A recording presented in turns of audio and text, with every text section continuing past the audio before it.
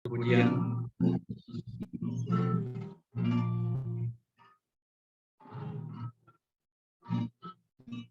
kuada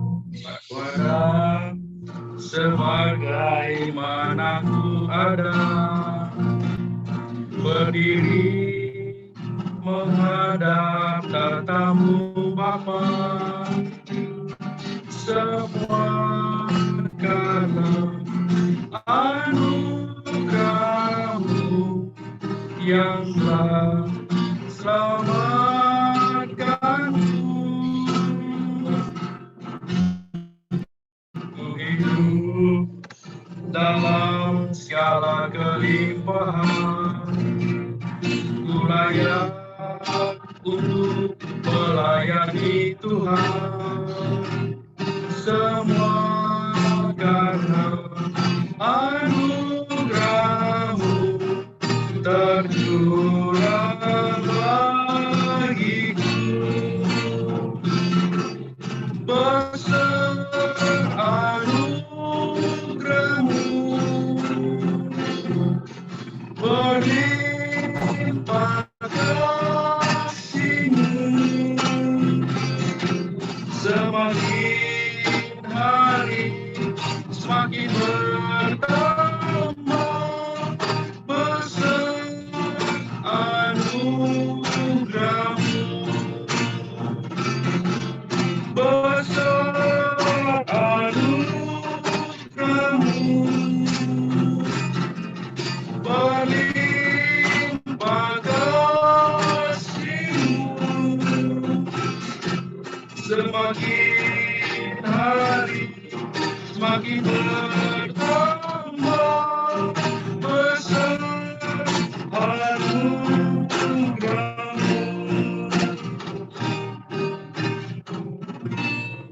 Kita dalam doa. Besar anugerah Tuhan dalam kehidupan kami sebagai orang-orang yang percaya. Terima kasih Tuhan, kalau sampai pada pagi hari ini kembali kami boleh ada untuk kami melanjutkan perkuliahan. Tabernakel 2 Tuhan, tetap tolong dalam kehidupan kami, khususnya kepada Pak Stephen yang akan menyampaikan materi, biar ada hikmah daripada pribadi Engkau, Kau nyatakan melalui mata kuliah pada pagi hari ini. Terima kasih Tuhan, setiap materi yang boleh disampaikan bagi kehidupan kami, siswa pendengar maupun reguler, Tuhan tolong kehidupan kami, jangan akan kami pakai internet untuk memberkati. Terima kasih Bapak, dan doa kami mengucap syukur dalam nama Tuhan Yesus Kristus. Haleluya. Amin. Amin, amin. Terima kasih doanya ya. Ya, welcome to Surabaya, Adil Surah. Di Surabaya ini banyak makanan yang enak loh, Adil. Ada bebek, nasi bebek, nasi ayam.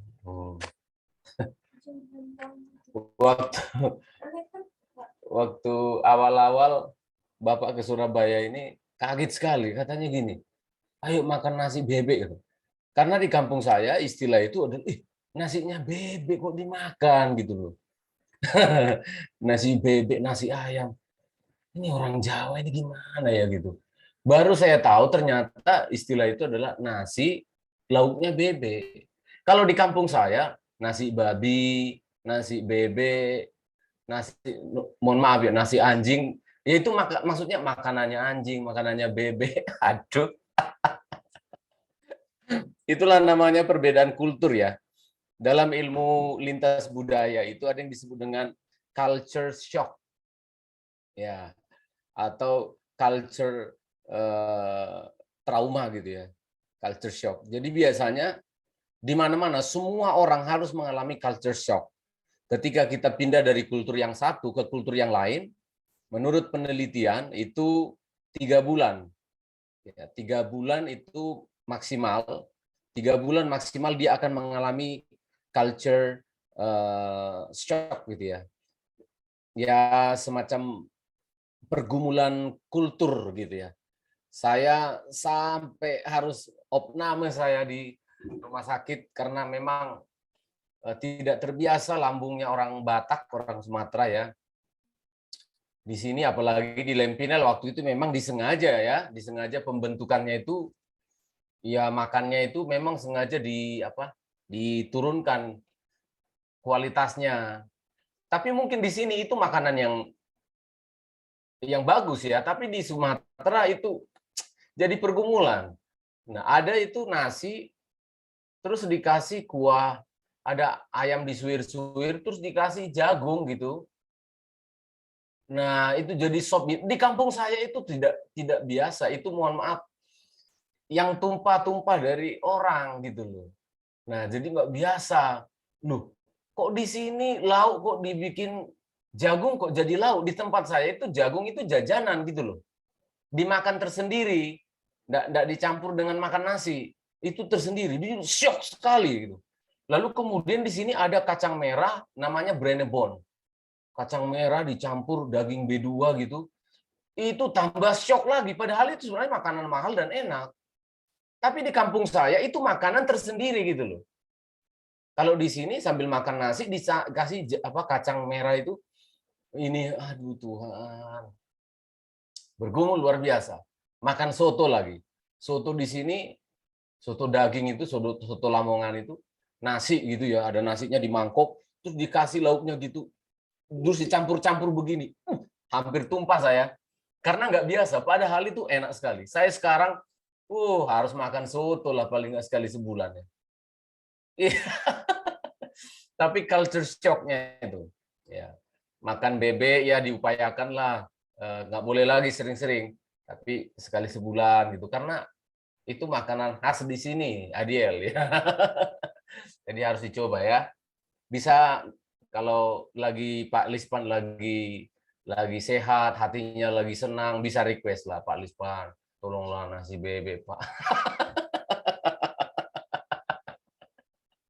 Oke oke. Iya. Nah, di sini juga manis-manis loh ya, orang-orangnya manis-manis di Jawa ini. Eh, Makanannya manis-manis, yang paling saya bikin geli dan lucu menurut saya karena culture shock itu sambal pun manis loh. Sambal itu manis, dikasih gula di Jawa sini. Saya lihat mereka bikin sambal gitu, terus dikasih gula. Di kampung saya mana ada orang ngasih ke sambal itu gula gitu. Ah, iya, iya, iya. Iya. Tapi itulah kondisi. Ya, oke ya. Nanti teman-teman yang masih dalam perjalanan hari ini, Gideon ya, yang lain juga, ya sukacita lah ya. Saya tahu berat meninggalkan keluarga itu, meninggalkan pelayanan. Tapi ini yang saya sebut kemarin pada waktu homiletika itu, diingat baik-baik. Ini yang disebut sebagai panggilan. Disinilah diuji, ini menjadi challenge atau indikator awal bahwa panggilan itu benar. Nanti akan ada lagi challenge-challenge, tantangan-tantangan berikutnya sampai kita tahan uji gitu ya. Tapi yang pertama itu menurut saya melangkahkan kaki meninggalkan kampung halaman itu pergumulan berat.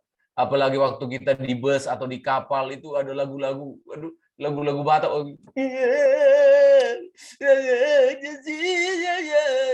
Wah, saya nangis lah di bus, nangis di kapal ya kan. Kalau di pesawat kan enggak diputar, di pesawat lagunya Bruno Mars yang diputar, jadi enggak sedih kita.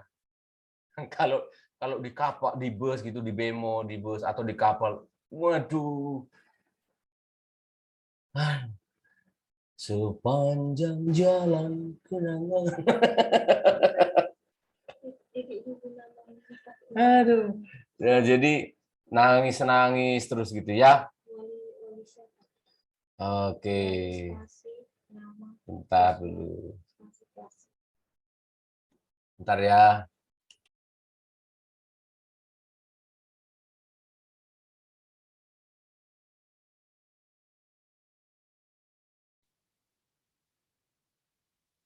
Gideon, sambal di Surabaya manis jadi bawa rica sekalian, Gideon.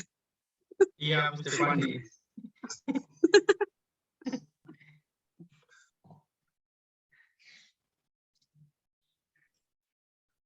Gideon bawa dabu-dabu, Bu. Iya, Om.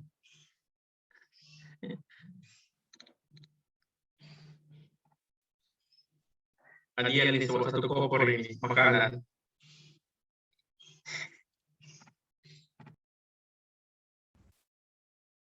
Tadi malam saja baru naik taksi sudah ajak dia makan bebek kah? Astaga.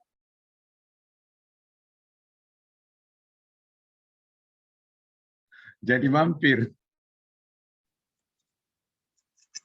Tidak Adiel, ke sini. Adiel, samping asrama itu ada warung rawon, Adiel. Iya kan.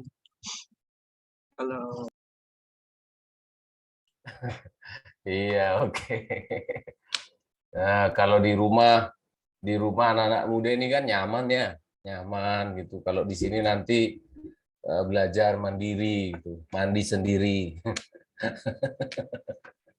Iya, oke, puji Tuhan, puji Tuhan. Kita akan lanjutkan. Tadi saya sebutkan tantangan awal itu mending, apalagi ini si Lewi ini kita doakan ya, proses kelahiran anaknya, istri melahirkan itu tidak mudah, saya 2 kali mendampingi proses kelahiran, melahirkan istri saya, benar-benar saya tidak mudah ya, tidak sanggup gitu ya, melihat orang yang paling kita cintai harus menangis, harus kesakitan, tidak bisa, saya tidak sanggup gitu ya. Nah, untunglah dokternya memang tidak memperbolehkan saya karena dilihat mungkin ya, Bapak nggak boleh ikut, nggak usah masuk.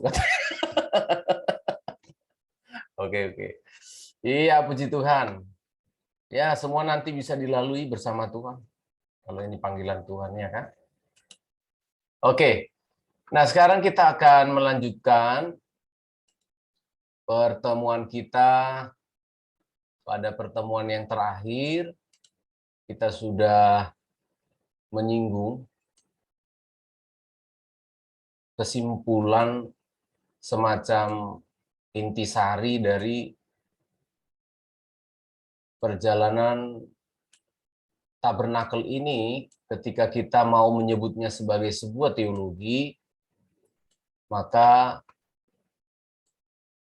dia bisa kita lihat dari aspek penggenapan progres pewahyuan yang Tuhan berikan di dalam Alkitab sejak era Taman Eden, era pradosa atau sebelum manusia berdosa, sampai kepada era kekal. Kalau saya sedikit mereview, ya karena kita tidak ada kuis-kuis, maka saya review. Tabernakel sebagai sebuah teologi itu kita bisa melakukan pendekatan dari aspek pendiaman ya, pendiaman Allah, konsep teologi pendiaman Allah dan peribadatan di dalam Alkitab yang begitu kaya. Semua informasi yang ada di dalam Alkitab itu mayoritas berbicara tentang, kalau dibikin 2 kesimpulan, Allah mau berdiam, manusia beribadat. Nah, selalu itu. 2 hal itu yang seringkali dimunculkan mulai dari era Edenik. Era Edenik itu era tanpa dosa. Era dosa dimulai langsung, Habel dan Kain itu langsung. Hati nuraninya itu langsung ingin menyembah Tuhan, ingin beradaptasi jiwanya dengan Tuhannya. Makanya langsung memberikan persembahan. Walaupun kita tahu Kain gagal karena kebencian dan amarahnya yang tidak terkendali. Nah, kemudian program pendiaman Allah ingin berdiam dan peribadatan itu kemudian dikembalikan, ingin diulangi lagi oleh Tuhan lebih jelas. Jadi progressive revelation namanya.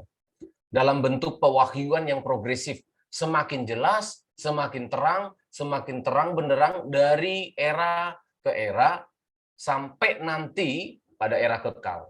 Setelah era Israel muncul, disinilah di era Israel inilah yang kita sebut era tabernakelnya Musa, itu kita temukan informasinya lengkap. Lalu setelah Musa dan Yosua selesai, masuklah era hakim-hakim.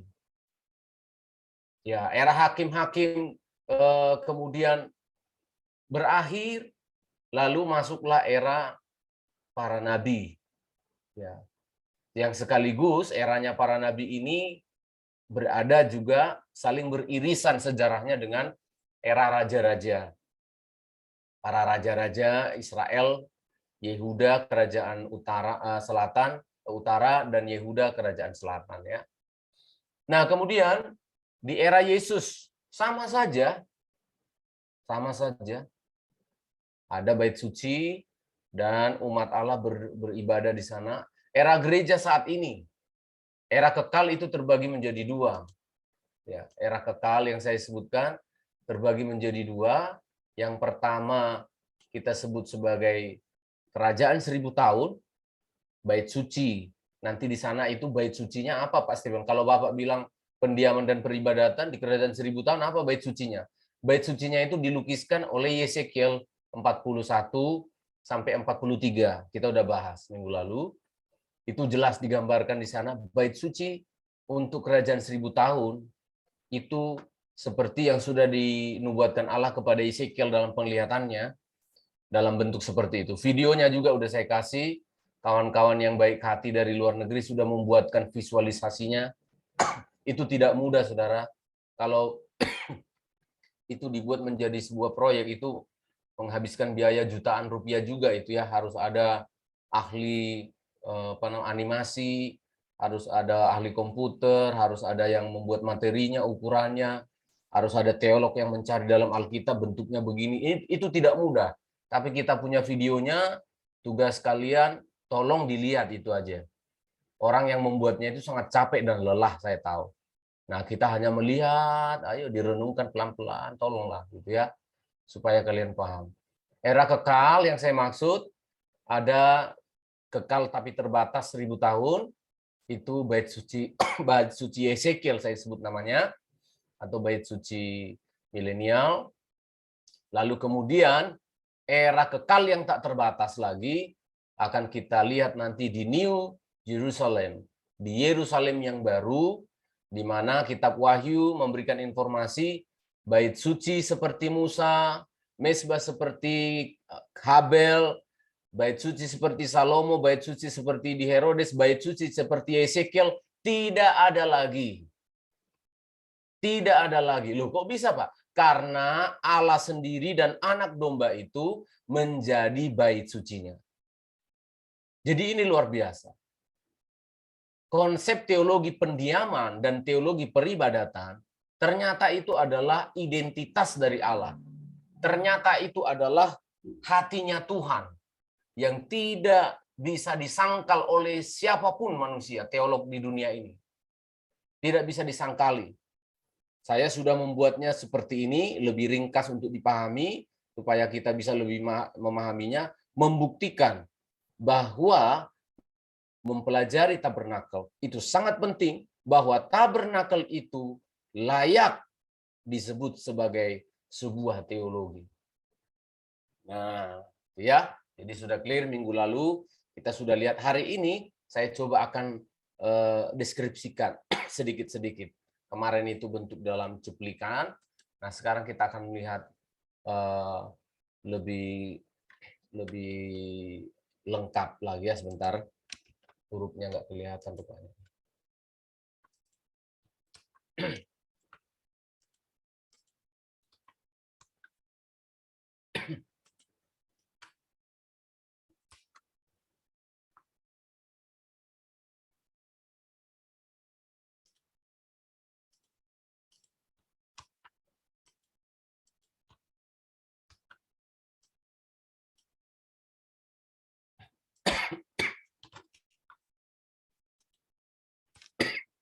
Iya. Saya lanjutkan kembali. Nah, sekarang kita melanjutkan tabernakel sebagai sebuah teologi. Dari aspek mana lagi yang bisa kita lihat? Ya, dari aspek mana? Kita melihatnya, kita bisa merujuk pada Yohanes 1 ayat 1 sampai 14. Ini adalah ayat yang melegenda di kalangan kita yang sangat concern untuk membahas mengenai pengajaran tabernakel ini. Ya, ini di ayatnya. Yohanes pasal 1 ayat 1 dan ayat 14. Pada mulanya adalah firman. Firman itu bersama-sama dengan Allah, dan firman itu adalah Allah. Ya. Ini Yohanes 1 ayat 1 sangat-sangat tidak disukai oleh saksi Yehova ya. Sangat-sangat tidak disukai. Karena apa? Karena ayat ini sangat-sangat membuktikan bahwa Yesus itu Allah. Tidak bisa dihapus ya, tidak bisa dirubah lagi. Walaupun di dalam terjemahan mereka bikin sendiri terjemahannya. Dan firman itu adalah sebuah Allah. Mereka tambahkan ya, sebuah Allah. Jadi Yohanes 1 ayat 1 itu membuat mereka agak sedikit pusing ya. Karena ayat ini sangat membuktikan bahwa dia Allah. Tapi kita tidak melihat ke situ. Bukan keilahian Yesus Kristus yang sedang saya ingin bicarakan. Tetapi apa? Bahwa konsep pendiaman yang tadi saya sebutkan mulai dari Eden itu pernyataannya itu, perwujudannya itu lebih nyata, semakin nyata lagi ketika Yesus menjadi manusia. Nah, ayat 14 inilah yang menjadi ayat yang melegenda. Ya, saya sebutkan melegenda, legend ya, melegenda begitu di kalangan kita. Karena apa? Karena pada tahun 1935 di villa di Pacet ya, di Pacet. Di sana bersama dengan puluhan hamba-hamba Tuhan yang lain, pendeta Van Gessel dan rekan-rekan semuanya itu, mereka di sana berada di Pacet, lalu mereka bergumul untuk apa? Untuk Tuhan menyatakan kehendaknya. Jadi dulu hamba-hamba Tuhan dulu itu rupanya pola mereka gitu. Jadi mereka suka fellowship, suka berkumpul, lalu meminta petunjuk dari Tuhan itu loh. Minta pernyataan, peneguhan di dalam hati hamba-hamba Tuhan itu. Nah, ternyata setelah 3 hari di sana, semuanya kawan-kawan itu termasuk Van Hessel merasa merasa ya biasa-biasa aja, ibadah gitu. Mereka sama-sama memuji Tuhan, tapi belum mendapatkan sesuatu yang baru yang harus dikembangkan, dipikirkan. Lalu kemudian almarhum membaca ayat ini. Ya. Membaca Yohanes 1 ayat 14. Nah, yang lalu kemudian Yohanes 1 ayat 14 ini dibaca sebagai berikut. Firman itu telah menjadi manusia dan diam di antara kita, dan kita telah melihat kemuliaannya, dan seterusnya. Nah, ketika beliau membaca dan diam di antara kita, beliau memeriksa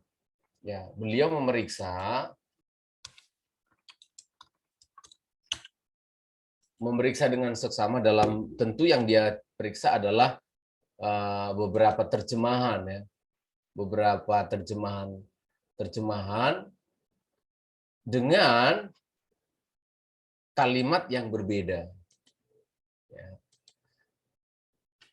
Firman itu telah menjadi manusia dan bertabernakel, ya, dan bertabernakel di antara kita.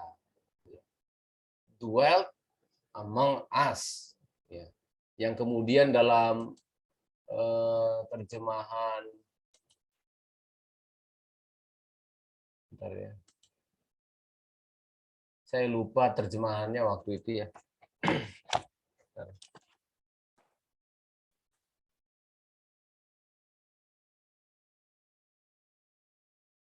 After praying and fasting for 3 days, setelah mereka berdoa dan berpuasa selama 3 hari, ya mereka semua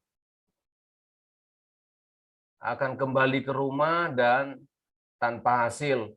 Tetapi beberapa hari kemudian, setelah pertemuan itu, ketika beliau membaca Yohanes 1 ayat 14, the Lord anointed his eyes to see into the scripture. Nah, Tuhan mengurapi ya, anointed. Jadi bukan mewahyukan.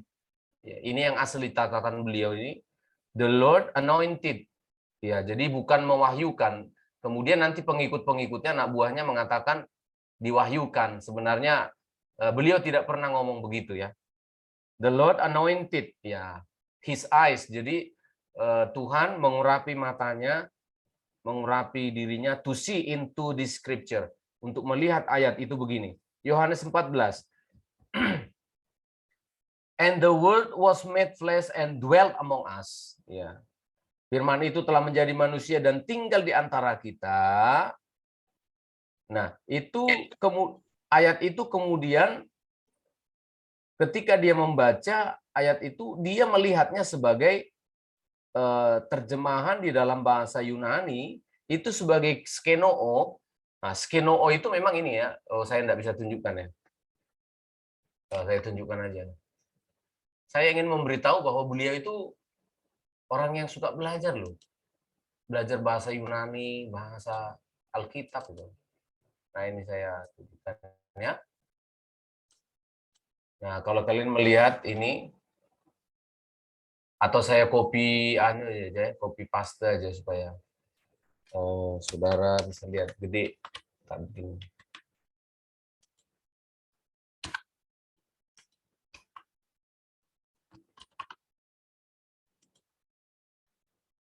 Tak bikin fontnya besar gitu ya.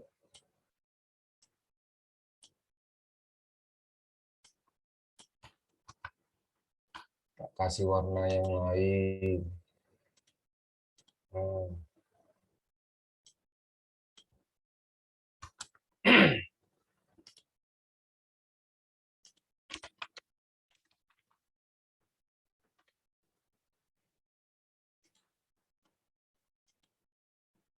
Nah, ini ya.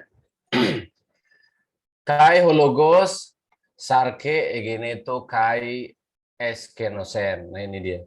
Jadi firman itu menjadi daging. Sarks itu daging ya. Logos itu firman. Menjadi daging dan diam di antara kita. Nah, ternyata dalam bahasa Yunaninya, naskah aslinya, kata berdiam di sana itu adalah eskenosen. Eskenosen ini berasal dari kata skenoo. Bahasa Yunani, akar katanya skenoo. Artinya tabernakel. Nah, jadi beliau dalam penerangan roh Allah ditekankan di dalam hatinya, jangan kamu baca dulu ayat itu biasa-biasa gitu loh. Coba kamu baca ayat itu sebagai Allah berdiam itu dalam nas aslinya itu bertabernakel. Nah, ini satu bukti. Nanti saya akan tunjukkan di mana terjadinya misling. Di mana terjadinya kok jadi kita sulit sekali menerima tabernakel ini sebagai sebuah teologi di kalangan kita. Dan kita selalu mengatakan orang-orang pengajaran tabernakel itu anti teologi, tidak perlu belajar teologi. Saya jadi bingung, kalian itu belajar tabernakel yang dibawa oleh siapa gitu. Mereka akan bilang kami tabernakel Van Hessel yang murni gitu. Loh, yang kita tahu Van Hessel itu adalah teolog.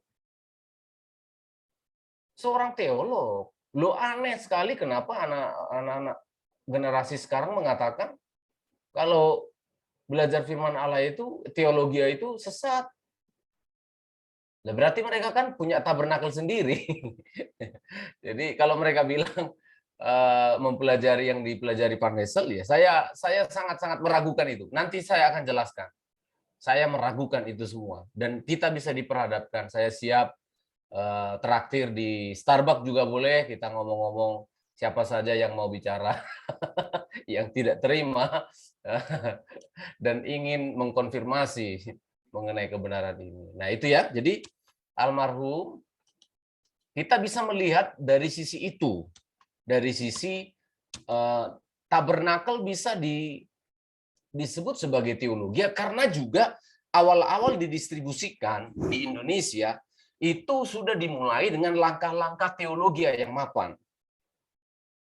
Ya, itu sudah dimulai dengan langkah teologi yang mapan. Dan bukan saya yang menulisnya. Saya hanya sebagai seorang akademisi, kita-kita, yang lain-lain itu hanya akademisi yang mempelajari serpihan-serpihan. Ya, mempelajari serpihan-serpihan yang ada. Dan saya sudah konfirmasi dengan semua artikel-artikel yang ada, semua kisah mengenai hal ini sama. Di organisasi manapun yang mempelajari tabernakel sama. Bahwa pertama-tama Van Gessel membaca Yohanes 1 ayat yang ke-14 ini sebagai dwelt among us, diam bersama kita itu sebagai bertabernakel, tabernacled, ya, bertabernakel di antara kita. Nah, inilah yang kemudian disingkapkan ya, revelate, disingkapkan dari hari ke hari menurut mereka. Disingkapkan terus, disingkapkan, pengajarannya nanti akan saya tunjukkan. Seperti apa formasi teologi tabernakel di masa lalu hingga saat ini. Nah, jadi ini supaya generasi muda tahu, ini tugas saya di Tabernakel 2 ini di awal-awal ini, harus berhasil menjelaskan kepada kalian, khususnya generasi muda, apa sih pengajaran tabernakel itu? Seperti apa sih pengajaran tabernakel itu? Karena kata kunci yang saya sebutkan berulang-ulang dan terus akan saya ulang-ulang, kata kunci menjadi sebuah ilmu sebagai doktrin, sebagai pengajaran, harus lengkap dengan 3 itu minimal. Ontologi, apa itu Pak ontologi? Asal-usul. Asal-usul teologi, asal-usul ajaran itu dari mana itu? Kita lihat. Saya bersuka cita bukan main, saudara. Bersuka cita luar biasa. Karena ternyata pengajaran tabernakel di Indonesia ini dimulai dari Alkitab. Sukacita sekali saya. Dimulai dari Alkitab dengan penggalian hermeneutika dan bahasa asli Alkitab yang mendalam. Saya sedih sekali. Tadi kan bangga sekali kan. Tapi kemudian melihat fakta-fakta menjadi sedih sekali. Kenapa? Ada sesuatu yang terjadi. Nanti kita akan lihat. Ada sesuatu yang terjadi di masa lalu. Sehingga generasi sekarang, atau saya sebut generasi kami, sudah sempat berpikir bahwa pengajaran tabernakel itu seperti orang menerima wangsit di Gunung Bromo atau di Gunung Kidul gitu. Kalian nggak ngerti wangsit ya, bukan pangsit ya. Ya, seringkali begitu. Wah, dengan kita berlutut di bawah kaki Tuhan nanti kita dengarkan suara. Inilah pengajaran yang murni dan yang sesungguhnya. Oh, enggak. Saya udah bilang sama kalian bahwa pemberian dari Tuhan itu disertai dengan tanggung jawab kita. Tanggung jawab kita sebagai manusia yang punya otak kanan dan otak kiri adalah belajar.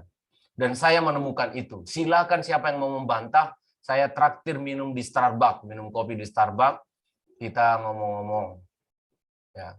Saya mengatakan bahwa pengajaran tabernakel dibangun dengan dasar teologi dan hermeneutika, eksegesa bahasa asli yang mendalam. Silakan kita bisa ketemu. Ya gitu ya. Nah ini ayat yang melegenda awal-awalnya.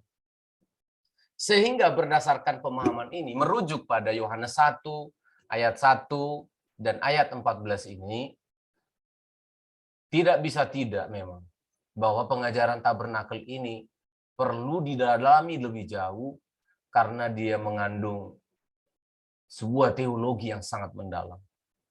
Minggu lalu saya sudah sebutkan ini sebenarnya mamanya teologi gitu loh. Karena fakta-fakta yang saya tunjukkan tadi itu bukan asal-asal ya, berdasarkan fakta-fakta ini. Jadi sebenarnya teologi tabernakel itu adalah mamanya. Nanti saya akan singgung lagi, lengkapi lagi ya. Oke.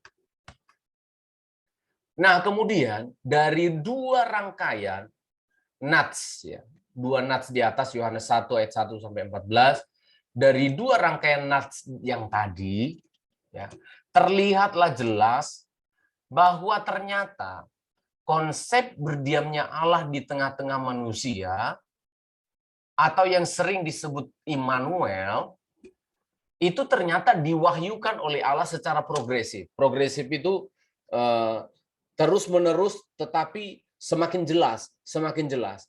Seperti kita membuka, kalau saudara mengerti namanya bawang, ya. Bawang itu sebelum kita melihat inti dari bawang, ya. Sebelum kita menemukan inti dari bawang atau core belief, ya, inti dari kepercayaan kita, ini masih bawang namanya. Bawang itu masih sudah bawang, mulai dari kulitnya sudah bawang. Tetapi ketika kita ingin menemukan inti dari bawang, maka harus ada pewahyuan Allah, pernyataan diri Allah di dalam, kalau kita sebut ini bawang tadi, itu yang diungkapkan secara progresif, sedikit demi sedikit. Seperti itu, dari Kejadian sampai nanti di kitab Wahyu, seperti itu cara Tuhan. Nah, jadi seperti kita mengelupas kulit bawang yang pertama, ya toh. Nanti saya jelaskan sejak kapan saja tutup atau kulit yang pertama dari bawang, kemudian dikupas oleh generasi berikutnya, dikupas, lalu kita ketemu, ya, ketemu pada bawang yang hakiki, ya, bawang yang hakiki itu tadi. Itulah yang kita sebutkan Yesus Kristus itu. Yang nanti dialah tabernakel yang sejati. Ya, yang saya sebut tadi dalam chart yang tadi itu, konsep pendiaman dan peribadatan yang terakhir itu, tempat ibadahnya itu tidak ada lagi seperti yang lalu-lalu. Karena apa? Ya Yesus sendirilah tabernakelnya. Nah, berarti sekarang kita belum mengelupasnya sampai habis, Pak. Ya belum. Kita belum sempurna. Belum sempurna, masih akan ada lagi, masih akan terus Tuhan ungkapkan lagi. Jadi begitu ya.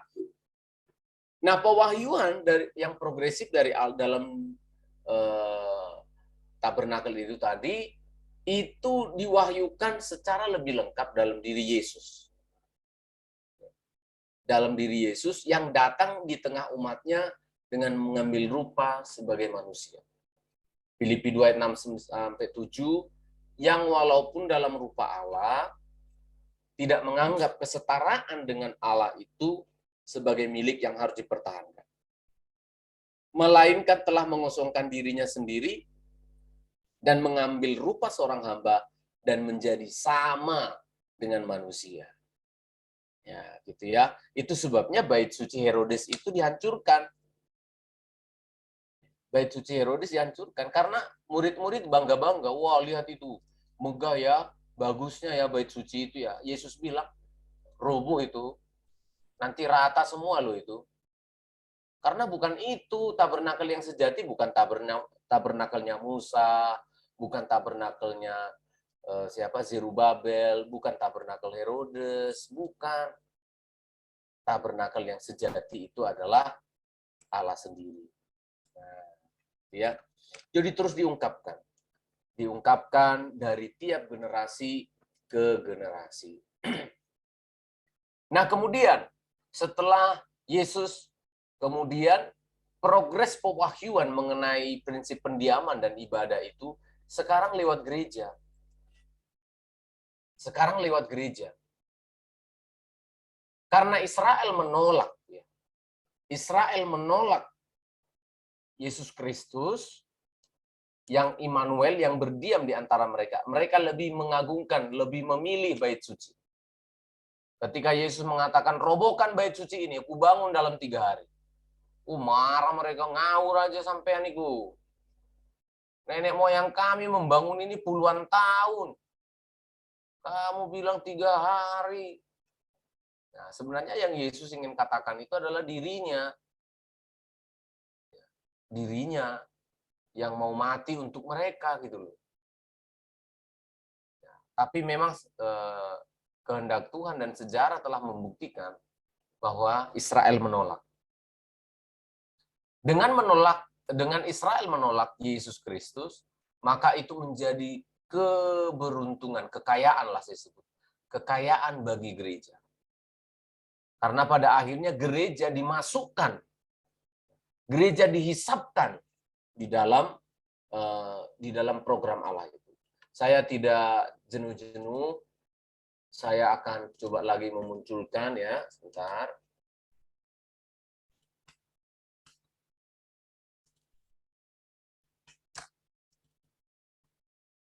Untuk kembali mengingatkan kepada kalian alur logika yang sedang saya ingin bangun.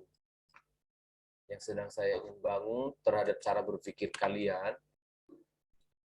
Karena saya tahu tidak mudah orang yang tidak pernah tahu. Dosen tidak mungkin bisa sekali ngomong langsung tahu. Gitu. Harus banyak cara untuk menjelaskan baru ngerti gitu. Barangkali dengan cara satu nggak bisa, cara dua tiba-tiba nongol nyantol gitu loh. Saya masalahnya gitu dulu. Sayangnya waktu saya belajar nggak ada yang menuntun gitu. Ya. Sehingga lelah sekali memang. Belajar sendiri itu lelah sekali. Ya, nah ini perhatikan ya. Nggak tahu gambar ini saya udah pernah sampaikan ke kalian. Inilah seluruh keadaan dunia yang pernah dinubuatkan di dalam Alkitab. Ini nabi, lalu nabi ini bernubuat sejak dari zaman kitab Kejadian sampai dalam kitab Maliaki. Yang dilihat oleh nabi itu, yang dituliskan di Alkitab itu, ini semua yang kelihatan ini. The view of prophets. Ya. Sudut pandang yang dilihat oleh para nabi, lalu mereka menulis Alkitab, ya ini semua. Mesias dinubuatkan, lahir di Bethlehem. Mesias itu akan disalibkan, lalu kemudian akan muncul antikris sampai Yerusalem baru, langit bumi baru. Tentang Israel semua itu dilihat sama Nabi. Tapi yang ini, lihat ini, yang tersembunyi di bawah, the valley of the church, lembah. Jadi gereja ini sama sekali tidak bisa dilihat oleh Nabi. Tidak ada dicatat. Tidak ada ditulis mengenai gereja di dalam para kitab nabi-nabi. Jadi tidak benar kalau ada orang mengatakan gereja sudah ada di perjanjian lama. Tidak ada. Tidak ada. Jadi seolah-olah, perhatikan kalimat saya, seolah-olah gereja itu adalah plan B. Loh, kenapa Bapak bilang plan B? Tuhan itu kan tidak ada plan A, plan B. Yang saya bilang ini dalam pandangan kita. Pandangan Allah tentu enggak ada plan A, plan B. Udah sempurna dia. Tapi dalam kronologi yang saya sebutkan tadi, dalam proses pewahyuan yang progresif itu, kita baru lihat, ternyata gereja ini adalah program B, plan B. Loh, kok bisa gitu, Pak? Iya. Karena tadinya plannya Allah itu cuma satu. Israel saja. Program Allah itu cuma satu, Israel saja. Makanya Yesus katakan, aku datang untuk domba-domba yang hilang loh. Aku datang untuk umatku. Lalu kita terkenal mendengarkan istilah itu. Anjing nggak pantas loh, dapat makanan loh. Karena dia sedang bicara terhadap bangsa kafir. Karena memang Yesus datang itu untuk menyelamatkan bangsa Israel. Itu dulu. Kemudian kita baru tahu Yohanes 3 ayat 16 kan? Kita kan kemudian baru tahu. Supaya barang siapa yang percaya kepadanya. Kalau di dalam perjanjian lama, contohnya PB itu tidak ada, ya kita tidak akan pernah tahu ada gereja. Israel sentris semuanya. Tapi karena mereka menolak Tuhan, lalu Tuhan pakai istilah begini dalam kitab Roma. Itu bangsa Israel, cabang yang murni itu dipatahkan. Dipatahkan, lalu kemudian setelah Yesus mati di kayu salib, Roh Kudus turun di Yerusalem, lalu barulah ini gereja ini naik ke atas. Ya, barulah gereja ini muncul ke permukaan sampai hari ini. Nah, jadi gitu ya. Cara berpikirnya seperti itu. Penolakan Israel memunculkan kendaraan baru. Ya. Memunculkan kendaraan baru. Perhatikan kalimat saya kendaraan baru, kata baru di sana. Loh, bukan berarti Allah itu ada plan A, plan B ya. Enggak. Dalam sudut pandang kita yang terbatas ini, gereja dicangkokkan menjadi penerima getah dari zaitun yang murni itu. Gerejalah yang dipakai Tuhan sekarang untuk melanjutkan konsep teologi pendiaman dan peribadatan itu. Nah, itu ya. Gerejalah sekarang yang menjadi dutanya. Jadi artinya kalau gereja tidak melakukan fungsinya dengan baik, ya Tuhan katakan dalam kitab Roma pasal 11, kamu jangan bangga-bangga ya. Kalau cabang yang asli saja saya tidak sayangkan, apalagi kamu gitu loh. Itu maksud ayat itu adalah membuat kita jangan menyia-nyiakan kasih karunia ini.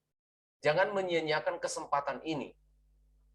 Lalu kita akan menemukan istilah gereja di dalam Alkitab sebagai jemaat atau eklesia yang artinya dipanggil keluar. Ekaleo dalam bahasa Yunaninya. Keluar, kaleo dipanggil. Kita dipanggil keluar yang kemudian diberikan makna baru sebagai milik Tuhan. Ya. Milik Tuhan. Kembali lagi ke konsep pendiaman tadi. Konsep pendiaman Allah di dalam diri kita di dalam Allah mempersembahkan tubuh kita, hidup kita ini sebagai persembahan. Sebagai sarana beribadat kepada Allah. Nah, ini indah sekali. Jadi progres terus. Ke depan bagaimana, Pak? Kita tidak tahu. Karena program Allah terhadap gereja masih ongoing. Masih sedang berjalan. Masih sedang berlangsung. Mahasiswa saya sering tanya, sampai kapan, Pak? Meneketehe. Mana aku tahu, kan begitu. Iya. Tidak ada seorang pun yang tahu. Sampai kapan gereja ini akan dipakai Tuhan menjadi menjadi sarana pengganti terhadap pemakaian Tuhan bagi Israel yang gagal. Ya. Nah, kemudian kita mendapatkan informasi dari 1 Korintus 3 ayat 16-17 ya lewat Rasul Paulus. Nah, di sini pewahyuan secara progresif itu lebih jelas lagi seperti bawang ya. Perhatikan, teologia bawang namanya ini ya.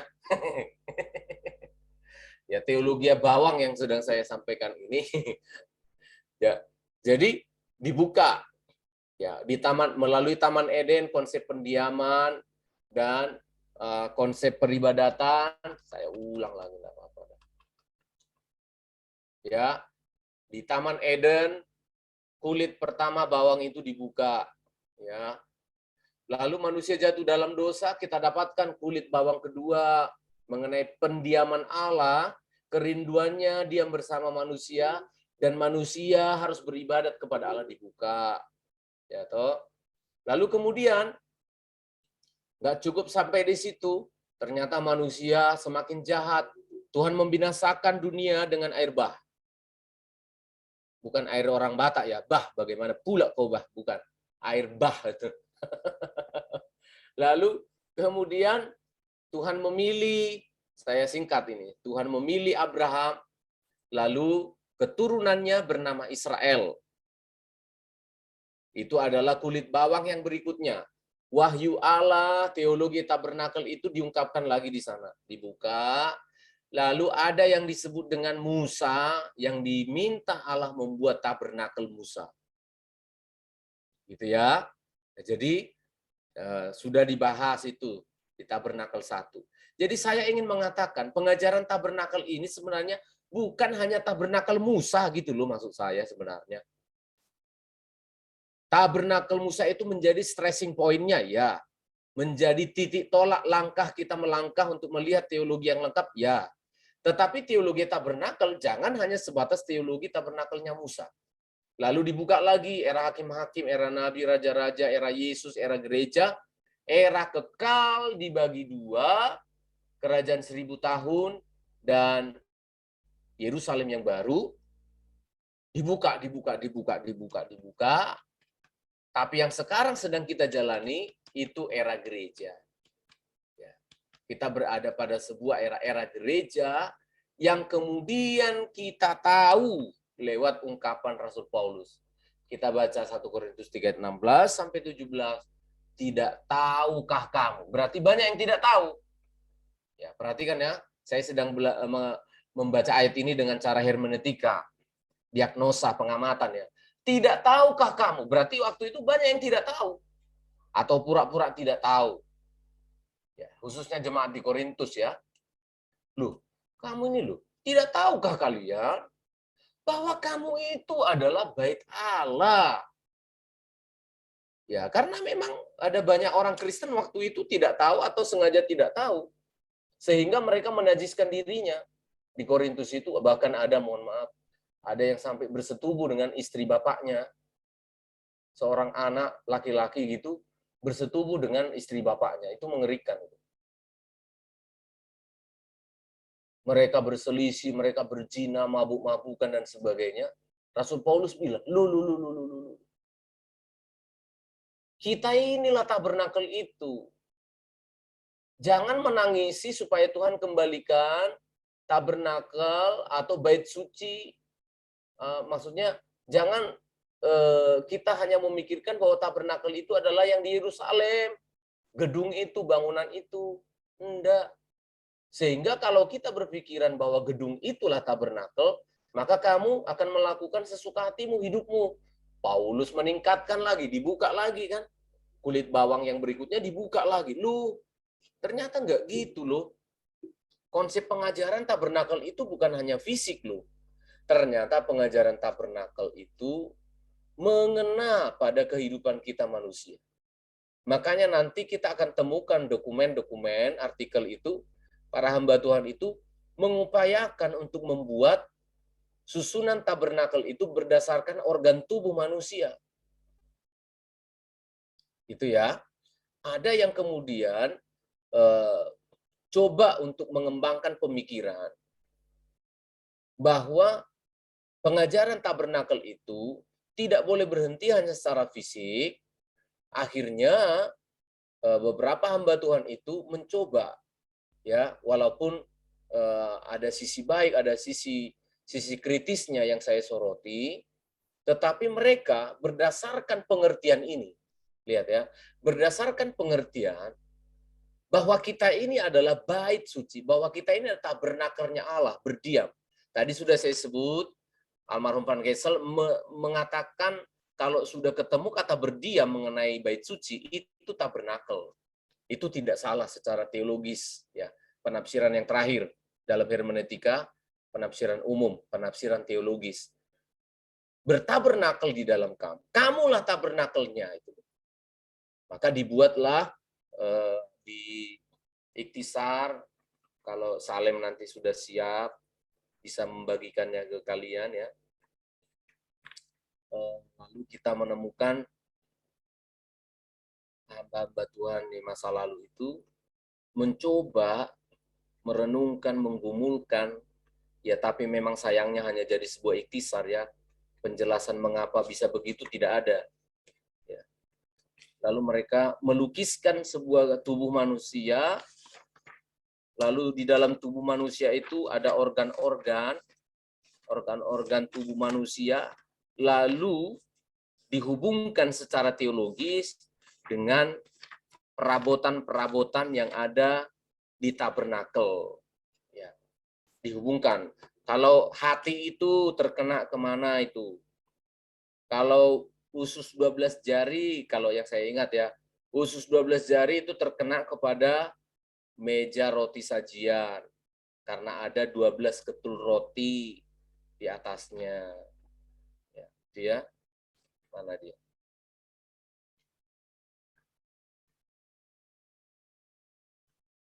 Ya. Ini ya.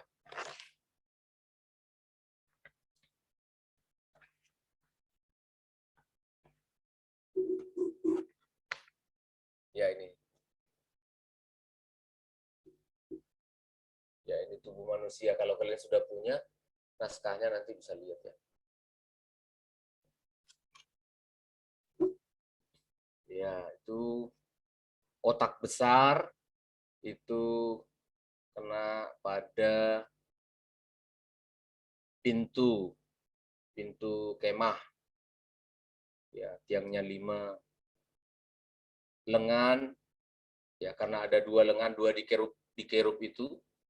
2 lengan itu menunjuk pada tutup pendamaian, 2 kerub itu. Kemudian meja roti, perut besar, usus besar, pankreas, insulin, ya di situ semuanya. Pintu kemah, kolam pembasuhan kaki, paha, gerak kaki kita, misbah kurban bakaran. Pintu gerbang itu 2 kaki, vokten bahasa Belandanya ya, dan dengan 10 jarinya dan sebagainya dan sebagainya. Ya, ini ringkasan kecil dulu ya.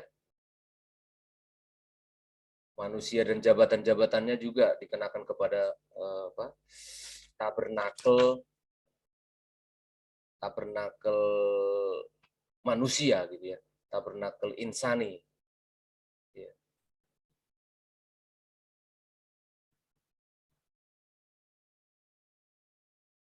Ini masih bahasa Belanda, antingan nggak ngerti saya. F.G. van Gessel tahun 1958. Masih tulisan tangan ini ya. Masih tulisan tangan, jadi ya, tapi nanti kita lihat. Nah, itu dia ya. Oke, kita ambil waktu break dulu sebentar ya. Kita lanjutkan sebentar.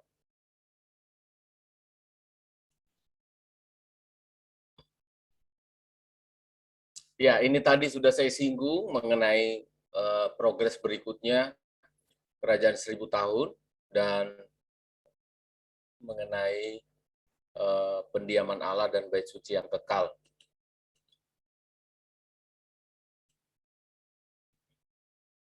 Nah, sekarang kita akan coba membangun sebuah konklusi ya.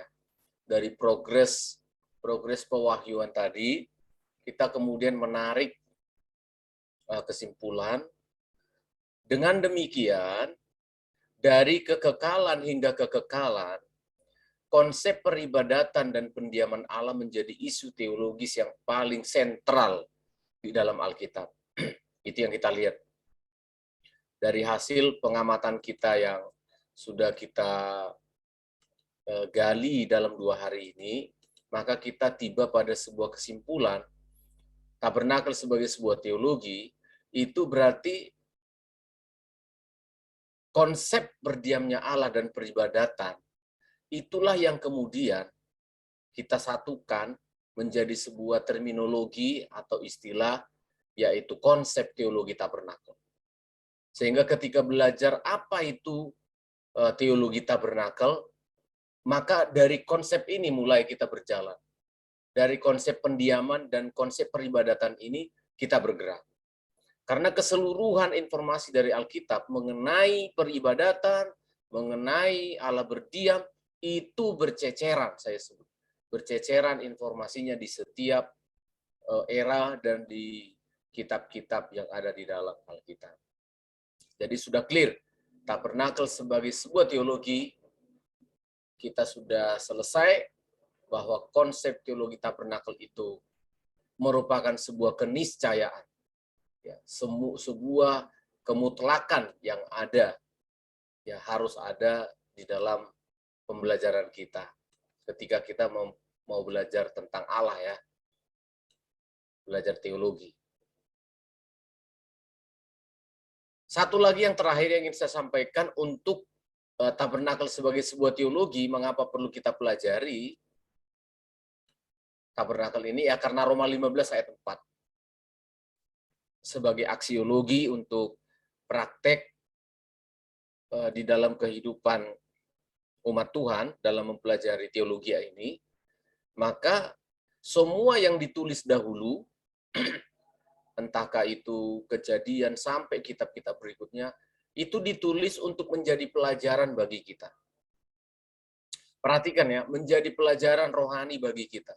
bukan copy paste pakaiannya, adat istiadatnya, sunatnya, bukan copy paste. Boleh belajar dari sunat, Pak. Belajar dari proses sunat yang terjadi, perjanjian sunat, perjanjian garam yang terjadi kepada Israel itu seperti apa? Ya, harus kita pelajari. Kita sudah mempelajari di hermeneutika bagaimana mengaplikasikan pelajaran-pelajaran rohani yang kita dapat, yang kita gali dari Alkitab. Menjadi pelajaran bagi kita supaya kita teguh berpegang pada pengharapan oleh ketekunan dan penghiburan dari kitab suci. Oke, saya tidak ulangi lagi. Saya sudah pernah singgung sampai beberapa menit ya untuk menekankan itu. Nah, sekarang kita masuk pada bab berikutnya ya.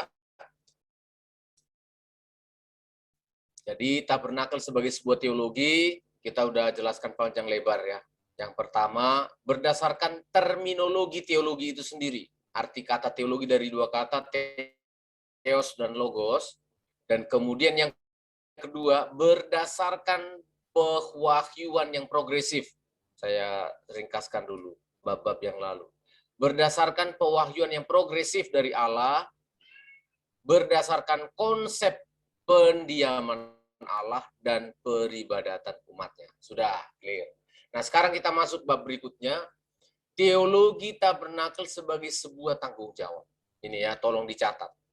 Kalau kita sudah clear tadi di depan, oke, bahwa tabernakel itu ya worth it, pantas lah, layak untuk disebut sebagai sebuah teologi. Oke, clear itu.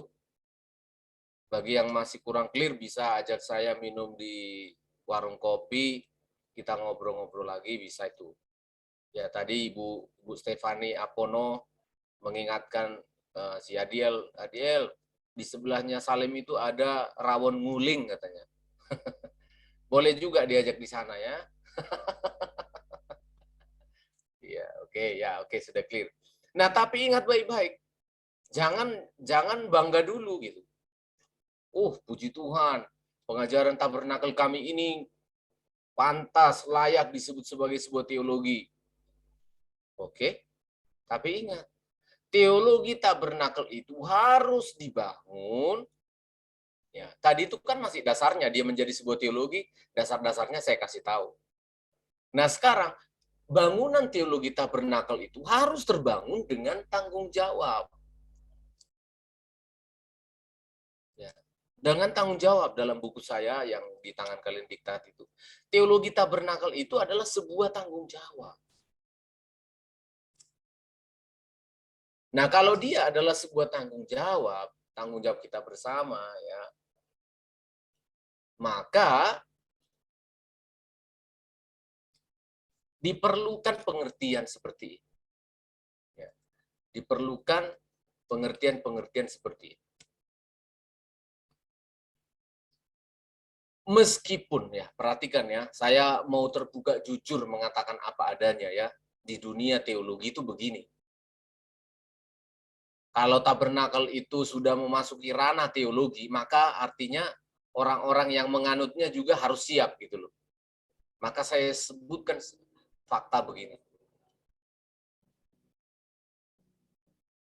Kenyataan pada sebuah teologi, ya ini kok putih-putih ya, sebentar ya.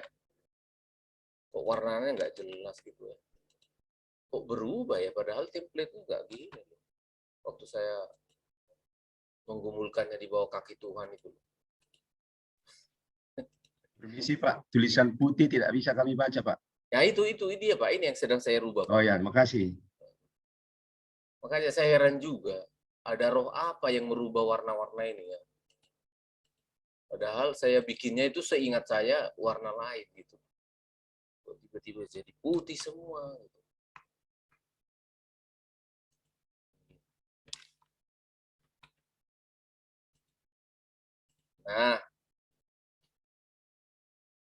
Nah, jadi di dalam teologi itu sebenarnya ada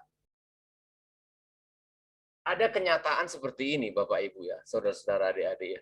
Dalam ilmu teologi itu ada kenyataan yang harus kita terima sebenarnya. Kenyataan yang pertama itu bahwa teologi itu sebenarnya adalah subjektif gitu loh. Subjektifnya itu begini, ya tergantung kepada orang yang berteologi gitu. Tergantung kepada orangnya, siapa yang orang yang berteologi itu ya, teologianya ya berdasarkan pemahamannya gitu. Jadinya relatif gitu kan. Nanti akan saya tunjukkan, akan kita lihat bahwa ada di kalangan kita itu yang membangun teologi itu secara subjektif. Tidak bisa dihindari memang ada aspek-aspek subjektivitas ya. Ini bahasa-bahasa saya pakai karena itu yang paling singkat saya. Ada aspek-aspek subjektivitas dari diri si orang yang berteologi itu yang masuk ke dalam teologianya gitu loh. Masuk itu di dalam teologi. Ketika membangun teologi tabernakel pun ada aspek itu. Aspek-aspek subjektivitasnya masuk di dalam teologi tabernakelnya. Loh Pak Stephen, subjektivitas itu muncul dari mana? Banyak. Latar belakang kehidupannya mulai dari kecil, latar belakang budayanya bisa masuk di sana, latar belakang pendidikannya bisa masuk di sana, latar belakang pengalamannya dengan Tuhan. Perhatikan, pengalaman kita dengan Tuhan itu enggak boleh jadi sebuah teologi ya. Pengalaman kita dengan Tuhan itu subjektif. Bisa saja itu unik, satu-satunya hanya kita yang diizinkan Tuhan mengalami seperti itu. Jangan dijadikan teologi ya, yang anak-anak muda kita harus ikut seperti itu. Jadi supaya kita ngerti nanti yang mana yang subjektif. Ketika kita belajar, waktunya nanti kita melihat ikhtisar ini, kalian sendiri dan saya akan bisa tahu. Ketika membangun ikhtisar atau artikel-artikel yang ada beredar sekarang ini di antara kita, oh, ternyata ini subjektivitas. Ini ada subjektivitas. Jadi subjektivitas itu bukan salah benar. Bisa saja itu benar, tetapi hanya berlaku pada dirinya. Pada eranya, tidak berlaku umum. Nah, sama itu seperti sunat. Seperti sunat kepada Abraham dan keturunannya, itu tidak berlaku kepada orang non-Israel, itu tidak berlaku. Nah, tapi akhirnya sampai kepada gereja mula-mula, karena kultur, karena subjektivitas suku Yahudi, Yudaisme, sampai Petrus hampir terjebak loh. Dalam kitab Galatia, dia juga hampir terjebak pada subjektivitas teologianya. Dia mengira kalau sunat itu ya untuk semua orang Kristen. Jadi orang percaya Yesus tidak cukup, harus tambah plus di sunat waktu itu. Dia tidak tahu bahwa teologi sunat itu adalah teologi yang subjektif. Teologi yang dikhususkan hanya untuk Israel saja. Bukan untuk yang lain. Nah, lalu Paulus nanti mengkonfirmasi ulang itu. Apa sih kegunaannya sunat begini dan begitu? Nah, dijelaskan. Gitu ya. Nah, jadi nanti dalam ikhtisar ini pun kita akan melihat bias-bias itu. Nah, perhatikan ya. Ini kemudian ada saya sebut berkas ya, atau bias antara teologi yang subjektif dengan teologi yang objektif. Teologi yang objektif yang saya maksudkan di sini adalah teologi yang membiarkan dirinya menjelaskan dirinya. Teologi yang membiarkan Alkitab menjelaskan dirinya, berbicara tentang dirinya. Itu ya. Yang kemudian orang-orang yang coba belajar teologi secara objektif ini adalah orang-orang yang selalu memberikan ruang di dalam otaknya dan memberikan ruang di dalam hatinya untuk apa? Untuk mengatakan bahwa manusia, saya tidak sempurna, yang sempurna adalah Allah. Kalau ada koreksi, Kalau ada koreksi dari pemahaman-pemahaman yang lain, dia tidak langsung rejected. Dia tidak langsung menolak, tetapi memberikan ruang untuk mempelajarinya, lalu kemudian untuk ini, yang di tengah ini. Dari teologi atau kebenaran firman inilah dipelajari oleh orang-orang yang belajar teologi, maka muncullah bias itu. Ya. Muncullah bias yang saya sebutkan bisa menjadi subjektif, bisa menjadi objektif. Tapi bagaimanapun juga, ya perhatikan. Nah, ini putih lagi. Bentar.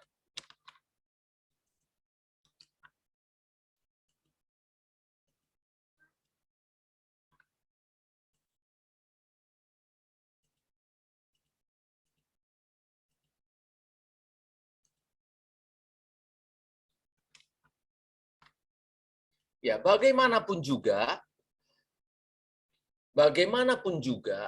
ketika teologi itu memang berpotensi subjektif, tapi bisa juga objektif, tapi bagaimanapun juga, lihat ya, sudah terjadi perubahan kan? Nah, dari yang ini kan, teologi, tidak ada yang salah dengan teologi. Karena arti kata teologi adalah belajar firman Allah, kebenaran Alkitab. Tapi ketika kita yang datang belajar, itu ada saja bias-biasnya.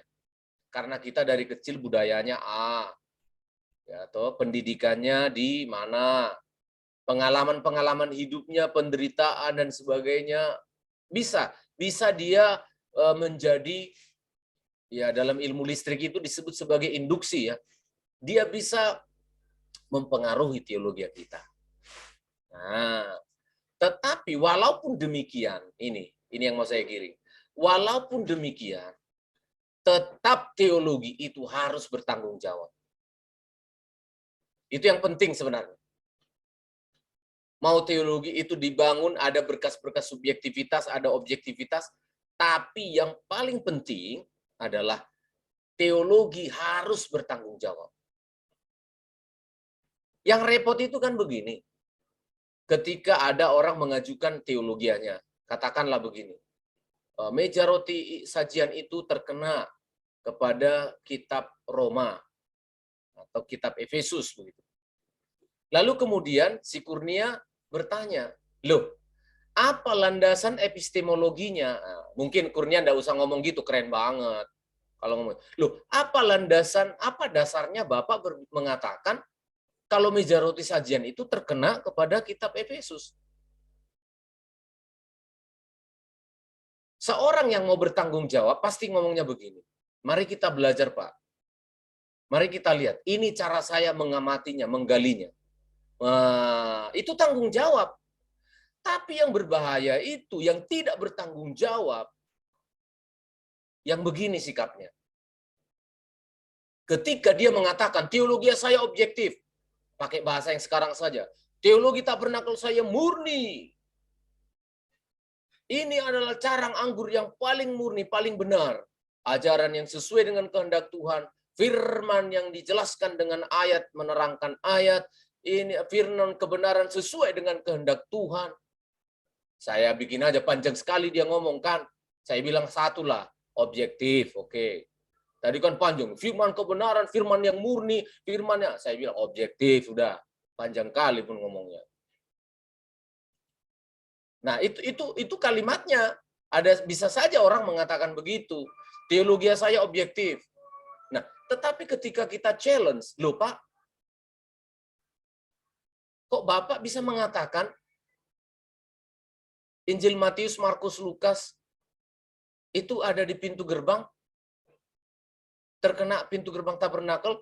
Nah, perhatikan, ini yang nggak bertanggung jawab. Ketika dia ngomong begini, ini sudah saya terima dari Tuhan. Astaga. Repot sekali kalau sembarangan mengatasnamakan Tuhan itu. Jangan sembarangan mengatasnamakan Tuhan. Kita ini sedang belajar, kita ini sedang berbicara manusia dengan manusia yang punya otak. Bagaimana cara Bapak menemukan teologi kayak gitu? Oh, Pokoknya kamu hanya percaya, jangan membantah. Firman Allah tidak boleh dipertanyakan. Lah, dapat dari mana firman Allah nggak boleh dipertanyakan? Itu salah satu. Nah, bagi saya, itu namanya tidak bertanggung jawab.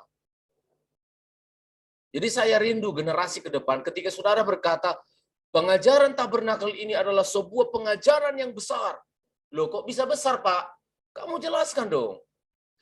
Pengajaran ini besar karena meliputi mulai dari manusia belum berdosa, Eden mulai berdosa, kemudian Abraham dipilih, Israel dipilih jadi sebuah bangsa, tabernakel Musa, raja-raja, hakim-hakim, era Yesus, era gereja Yesus Kristus dan sebagainya sampai kekal. Itu berbicara tentang konsep pendiaman, itu berbicara tentang konsep peribadatan. Orang akan bilang, wow, bukan besar Pak pengajaran Bapak ini. Lalu apa? Besar kali gitu loh. Bukan cuma besar itu Pak, kalau kayak gitu penjelasannya. Besar banget itu Pak, gitu loh.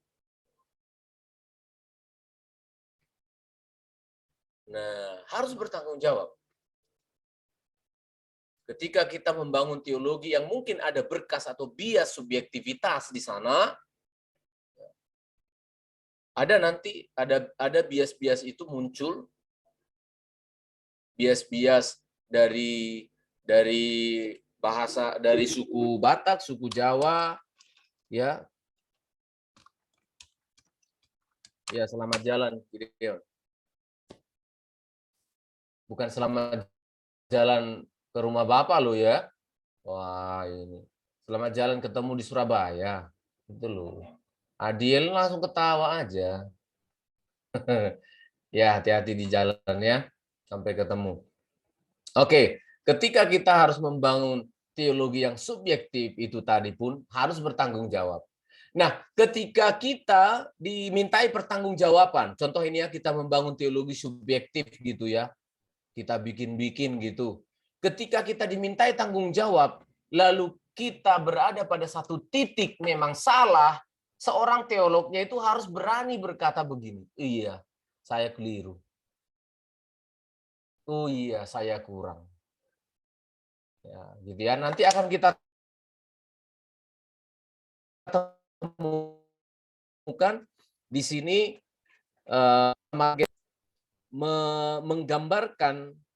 menggambarkan papan-papan jenang dan kemudian kayu lintangnya itu berbentuk silang ya, berbentuk silang dan di luar.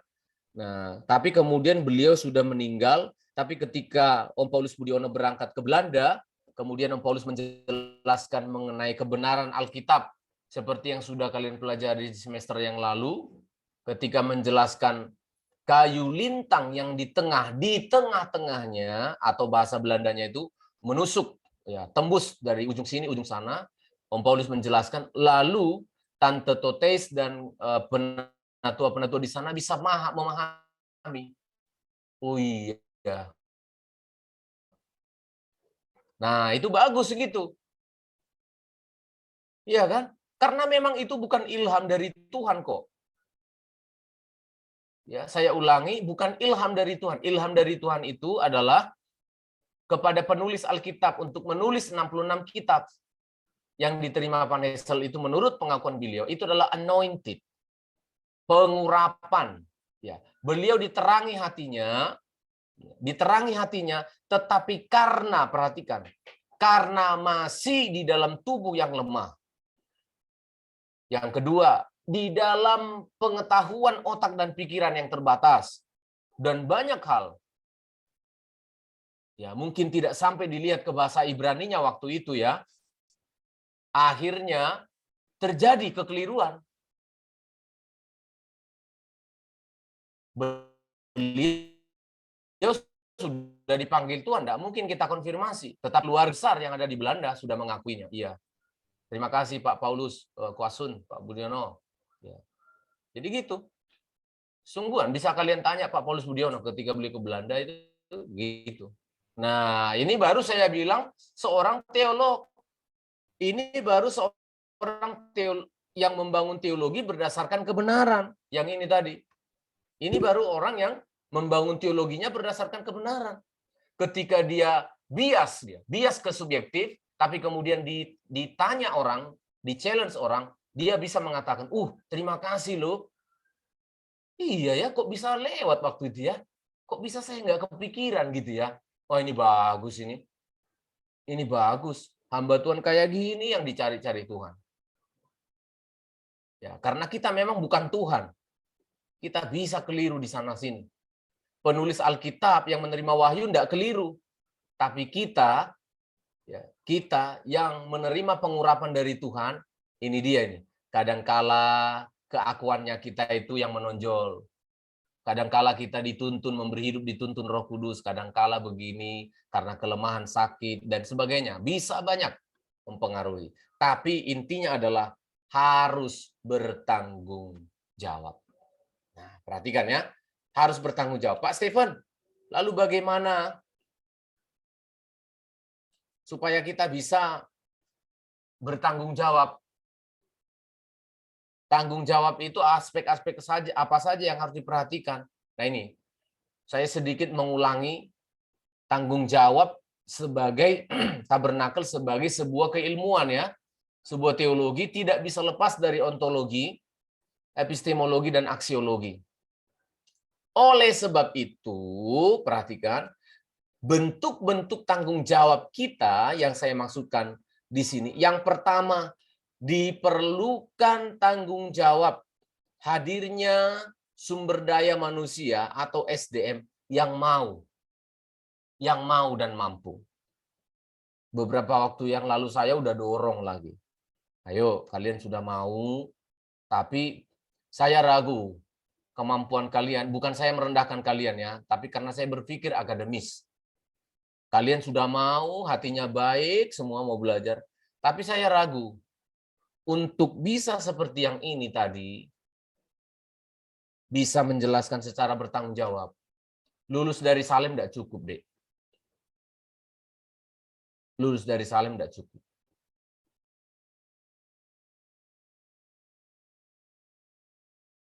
Menjadi AMB, anggota majelis besar, jadi hamba Tuhan, jadi pendeta muda, cukup. Sangat cukup. Tapi untuk masuk di dalam tim yang bertanggung jawab, mempertanggungjawabkan, dibutuhkan SDM yang bukan hanya mau, tapi harus mampu juga. Nah, kemampuan itu kita dapatkan dari mana, Pak? Ya tentu dari Tuhan. Tapi ingat, selalu saya bilang bertanggung jawab. Tanggung jawabnya apa, Pak? Ya memang perlu sekolah. Perlu belajar terus. Karena dunia yang jahat ini, satu lagi tambahnya, perlu gelar. Perlu gelar, itu tambahannya. Sebenarnya tidak perlu gelar pun tidak apa-apa, tapi dunia sekarang ini menuntut itu. Kita akan lebih efektif berbicara dan bertanggung jawab kalau kita di dalam kemampuan itu ada gelarnya. Kita punya gelar. Di zaman bapak-bapak kita dulu nggak pakai gelar itu, ya waktu itu belum. Pokoknya ada orang mendapatkan gift atau karunia yang lebih menonjol begitu, udah bisa dia. Waktu itu ya, sekarang udah bisa. Karena sudah terlalu banyak orang yang mengatasnamakan diri pendeta. Dulu langka. Pendeta itu jarang. Pendeta itu jarang. Sangat sulit. Makanya kalau ada pendeta dibikin kayak Tuhan ya. Sangat langka. Kalau mereka ada begitu, waduh, dihormati begitu rupa. Kalau dia belanja di pasar dikasih gratis. Coba sekarang pendeta pakai kartu pendeta belanja di pasar. Ini kartu saya pendeta lo, gundul.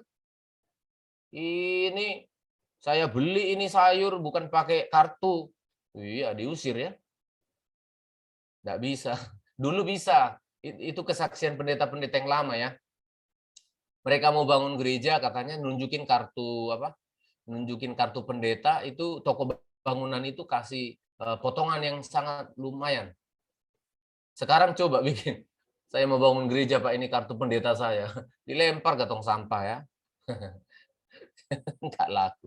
Ya karena sudah terlalu banyak. Terlalu banyak sekarang. Saya udah bilang ada 330 sekolah Alkitab. Kalau setiap tahun meluluskan satu sekolah Alkitab, meluluskan 10 orang saja, 1 tahun. Ya udah, 10 kali 300, 3.000. 3.000 orang lulus 1 tahun coba. Iya. Mampu, ya mau tidak mau generasi kalian kalau mau melihat pengajaran ini terus berkembang, tolong ambil waktu untuk ini tadi ya. Kalian sudah mau, kemampuannya sekarang ditambah. Yang kedua, loyal. Ini saya tulis semuanya karena berdasarkan pengamatan saya. Harus loyal mengembangkan pengajaran ini. Karena ternyata ada banyak anak-anak dari GPT, anak-anak dari yang mengajarkan pengajaran tabernakel, begitu kuliah teologi, aduh. Justru orang-orang inilah yang menghina. Orang-orang inilah yang merendahkan pengajaran ini. Dan langsung mengatakan, ini pengajaran yang alegoris. Ini pengajaran teologi yang dipaksakan. Kenapa Bapak ngomong begitu? Karena kan saya tahu. Termasuk di teman-teman angkatan saya yang belajar teologi ya. Ya orang-orang ini. Ini kalau orang sudah belajar itu. Sudah belajar teologi, merasa sudah tahu. Bukannya mempelajari lebih dalam, bukannya memahami keadaan lebih dalam, maka mereka menghakimi kerjaannya. Banyak, tidak sedikit. Banyak orang-orang yang STH, yang sudah sarjana teologia, justru menjadi lawan. Menjadi, kalaupun tidak jadi lawan, tetapi mereka tidak loyal kepada pengajaran ini. Kalau saya sudah tekankan di hati saya, walaupun saya tahu ada banyak kekurangan, kelemahan di dalam pengajaran tabernakel ini, tapi saya sudah tekankan di hati saya, kalau bukan saya yang mempelajarinya, lalu siapa lagi? Kalau bukan saya yang menggali kebenarannya, seperti apa sih dulu awal-awalnya pengajaran tabernakel ini? Lalu siapa lagi? Kalau bukan kalian, lalu siapa lagi? Jadi selalu ada 2 ekstrim sekarang. Ada 2 ekstrim di kalangan kita. Yang pertama, yang nggak mau sekolah, yang nggak mau belajar. Mereka inilah yang juga sama saja copy paste. Pokoknya. Nah ini orangnya. Bagaimana Bapak bisa bertanggung jawab? Pokoknya, opung saya, pokoknya kakek saya bilang begini. Di satu sisi yang sekolah, yang sudah kuliah teologi ya, bilang apa? Apa itu? Van Hessel itu apa itu? Pengajaran tabernakel itu kan semuanya alegoris itu, dipaksa-paksakan semua itu. Masa meja roti sajian terkena kepada ini, pelita emas terkena kepada ini, main dikenak-kenakan saja, nggak pernah belajar hermeneutik ya kayak gini orangnya bodoh. Lu. Ya ini. 2 itu. Yang satu yang nggak mau sekolah, teologi yang dipakai adalah pokoknya. Yang kedua, orang yang sudah sekolah teologi, teologianya adalah menghakimi. Harus loyal memang. Kalau mau teologi tabernakel ini dibangun secara bertanggung jawab, dibutuhkan loyalitas. Kalian masih muda-muda, tapi kalian akan menapak ke sana. Kalian akan menjadi sesuatu. Ingat perkataan saya ini, loyal. Tapi di GPT ini banyak kekurangannya, Pak. Loyal. Buktikan kalau kamu cinta GPT itu. Bukan malah ditinggalkan. Itu kan aneh katanya cinta pengajaran, cinta GPT. Tapi begitu ada masalah ditinggal itu. Itu bagaimana sih? Saya meragukan cintanya. Coba kamu kalau suami istri ada masalah dalam rumah tangga. Aku bilang aku mencintaimu sayang. Tapi ada masalah ditinggal. Cinta apa itu? Kampret. Iya kan? Bohong itu orang bilang cinta GPT, cinta pengajaran. Tapi ada masalah ditinggal. Itu saya paling nggak suka. Omong kosong ini orang ini. Loyal ya, Dek ya. Loyal. Yang kedua, yang ketiga merangkul. supaya pengajaran ini bertanggung jawab, harus merangkul. Ini rahasianya yang saya lihat. Ketika kalian nanti sudah belajar semakin dalam, lebih dalam belajar, lebih tahu, khususnya untuk orang-orang tua kita yang nggak sempat mengecap duduk di bangku kuliah, ini bukan untuk dijelek-jelekkan. Orang-orang tua kita itu bukan untuk diketawa-ketawai kalau khutbah. Dirangkul itu. Dirangkul itu. Teman-teman kita yang punya pemikiran yang tadi, dia membangun teologi subjektivitas tadi, pokoknya, nah itu dirangkul. Jangan dimusuhi. Ya tentu yang mau dirangkul ya. Kalau mereka sudah mengatakan, oh, enggak, kami jalan sendiri, kalian jalan sendiri. Ya sudah, kita rekan sekerja Allah. Itu seperti Petrus dengan Paulus. Oke, kita nggak usah ribut ya. Kita nggak usah ribut gara-gara Markus waktu itu kan. Mereka kan berselisih gara-gara Markus itu. Paulus bilang, orang yang tidak ikut menderita melayani tidak pantas untuk ikut dalam perjalanan kita. Ya Petrus kan kasihan. Ternyata Markus itu kan keponakannya. Ternyata Markus itu kan keponakannya Petrus. Akhirnya Petrus bilang, jangan gitulah, bro. Jangan keras-keras gitu sama anak muda lah. Ya enggak apa-apalah kan, namanya anak muda juga. Anak-anak muda ini kan gitu. Kalau lagi susah, tinggalin pelayanan. Kalau lagi enak, oh haleluya puji Tuhan. Tapi Paulus strength. Nggak bisa ikut itu. Wah kalau gitu kita nggak bisa sejalan. Oke, enggak apa-apa. Kamu, Om Petrus, pergi kepada orang Yahudi. Aku bersama kawan-kawanku Silas dan sebagainya pergi kepada orang non-Yahudi. Ya udah. Bukan berarti kita pisah. Ya kita beda jalan, tapi kita rekan kerja. Nah gitu, itu yang benar. Oke.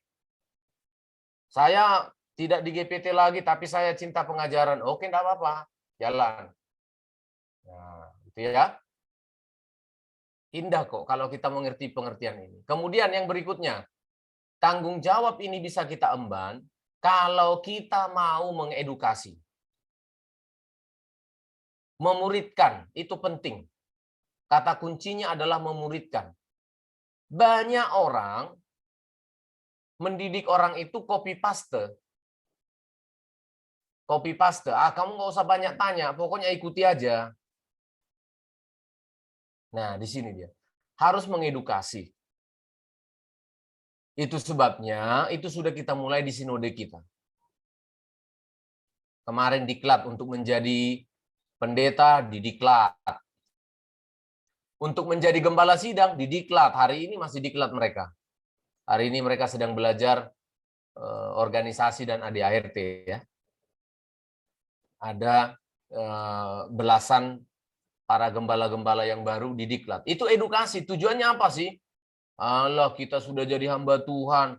Kita sudah diurapi Tuhan. Masih ada diklat-diklat. Enggak. Manusia itu perlu edukasi. Ya, jangan merasa sudah tahu. Ya enggak apa-apa lah, bersyukur kita ada yang mengedukasi toh. Oh, enggak bayar juga. Iya, bersyukur kan. Hamba-hamba Tuhan yang mengajar itu ya bukan buang-buang waktu, dia juga banyak pelayanan, tapi memberi diri untuk mengedukasi. Dan yang terakhir, harus ada yang diwariskan. Harus ada yang diwariskan.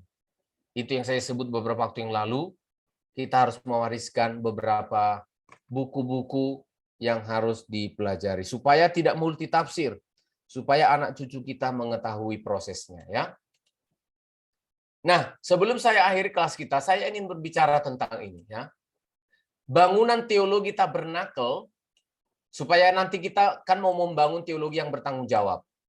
Maka kita perlu mengetahui terlebih dahulu bangunan pengajaran tabernakel di masa lalu. Ini penting ya. Ini penting karena ini di kelas saya akan bicara secara jujur berdasarkan pengamatan saya. Ya, di kelas itu ada yang disebut dengan kebebasan mimbar akademik. Nah, jadi ini bicara tentang di kelas, tidak berbicara tentang siapa-siapa orang siapa. Tapi karena ada nama-nama orang, di dalam kelas ini itu adalah objeknya, bukan topik yang sedang kita bicarakan. Oke, bangunan teologi tabernakel di masa lalu hingga sekarang itu kayak gini. Tentu pengajaran tabernakel ini berasal dari kekekalan, saya tidak ragu lagi. Dari surga dia. Kemudian tahun 1500 sebelum Masehi, kepada Musa, Tuhan memberikan, dirikan bagiku, Keluaran 25 ayat 89, supaya aku berdiam, Immanuel, di tengah-tengah umat. Terus bergerak. Kemudian beberapa ribu tahun kemudian, tahun 1857 sampai tahun 1907, menurut Prakata, menurut Van Hessel sendiri dalam prakatanya dalam bukunya ini, dia mengatakan pengajaran tabernakel ini telah dikembangkan oleh Dr. Kohlbrook dan Johannes de Heer. Dr. Kohlbrook itu 1857, Johannes de Heer 1907. Bukunya dua teolog tabernakel inilah yang dipakai oleh Van Hessel. Yang dibaca oleh Van Hessel. Jadi saya buka semua faktanya. Nah, itu sebabnya tahun 1935, Van Hessel itu bukan penemu pengajaran tabernakel. Bukan. Pengajaran tabernakel itu dari sorga, diungkapkan lewat Musa, dipelajari oleh Dr. Kohlbrook 1857 dan Johannes de Heer 1907, dan ditransmisikan. Nah, jadi Van Hessel ini saya sebut sebagai transmitor. Ya, dengan membaca Yohanes 1 ayat 1 dan 14, 1935 Van Hessel menjadi transmitor yang membawa atau menghidupkan pengajaran tabernakel itu di Indonesia. 1958, tepatnya 21 Juni 1958, Van Hessel pamit dan menyerahkan pelayanan di Indonesia kepada Totes. Lihat ya, perkembangannya dari masa ke masa. 1958 sampai sekarang, apa saja yang terjadi? Tabernakel sebagai sebuah pelajaran teologi, apa saja yang dilakukan? 1986, Bright Tidings International di Belanda. Ya, oleh Totes. 1987, Bright Tidings ya, internasional berbentuk sederhana seminar di Medan. Kemudian terjadi di Surabaya yang paling besar, Oktober 1988, BTIC di Surabaya, di Gosket. Ya, ini ya, ibadah-ibadah bentuknya, ada seminar katanya, tapi sebenarnya bukan seminar. Juli 2013, ada seminar tabernakel di Surabaya. Saya termasuk tim perumus dan fasilitator waktu itu. Kemudian 2017, 2018, 2019, ada Salem GPT berdiri. Lalu ada seminar tabernakel, One Spirit in One Tabernacle, 2 kali. Ya, 2 kali terjadi. Nah, jadi kalau kita lihat berdasarkan sejarah, seperti ini perkembangannya sampai kepada Van Hessel.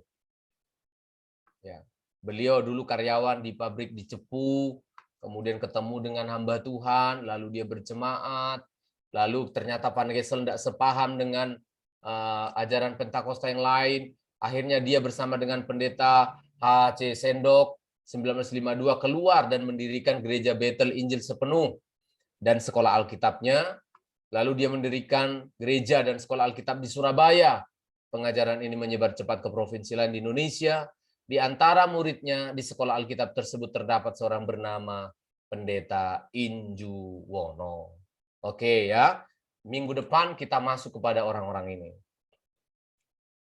Ya, terima kasih atas perhatian kita. Kita akhiri kelas kita dulu. Mari kita berdoa. Bapak, terima kasih atas pertolongan-Mu dalam pembelajaran kami hari ini. Tuhan tolong teman-teman kami yang dalam perjalanan menuju Surabaya, mohon sertai tiba di Surabaya dengan sehat, selamat, keluarga ditinggalkan juga, dilindungi, disertai Tuhan. Tuhan tolong proses persalinan dari istri dari Lewi, Tuhan. Tuhan campur tangan, Tuhan menjamah, beri kekuatan kepada ibu, kepada bayi sehat, sehingga lahir dengan tanpa kekurangan apapun. Sehingga kami semua bersuka cita, Lewi dengan hati yang penuh sukacita, memuji Tuhan karena kebaikan. Terpujilah namamu seluruh sivitas akademik, di Salem kami serahkan hidup mereka dalam tangan-Mu. Demi nama Yesus kami berdoa. Amin. Amin. Sampai ketemu. Terima kasih Pak.